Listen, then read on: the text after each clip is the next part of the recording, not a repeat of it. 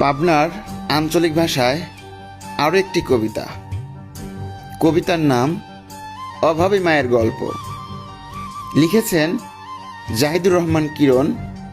পরিবেশন করছি আমি নুর ইসলাম রহমান আকাশ। এ মা, কনে গেছিল তুই? খিদে লেগে শরীর কাঁপতিছে, বাদ দে গোটা দুই। ওরে আমার সোনা বাজান, খিদে তো লাগবেই, কখন পড়ছে সেই জোহরের আজান।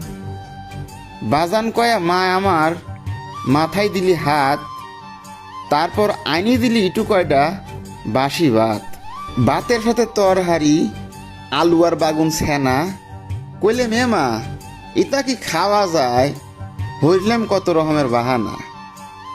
মা কইলি এখনকার মতো খাও, ওরে আমার সোনা বেটা। রাত্রি নাতবনে গুরু মাছ আর কালিজিরি বাটা।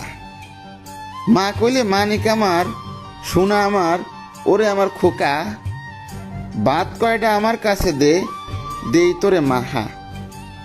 লুকমা করে মা জননী ভাত তুলে দেয় মুহি।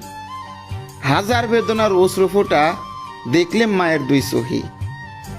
জানি আমার মা জননী আছে অনাহারে, হাজার কষ্ট আঁচলের লুকায়া সন্তান মানুষ করে।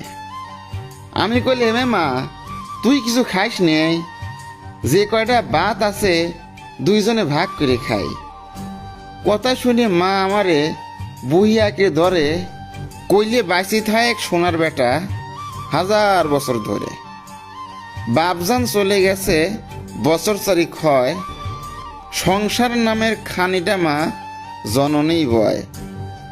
গর্ভধারণের প্রতি রইল ভক্তি শ্রদ্ধা প্রচুর, মানুষের মতো মানুষ হইয়া করবের পারি মায়ের অভাব দূর।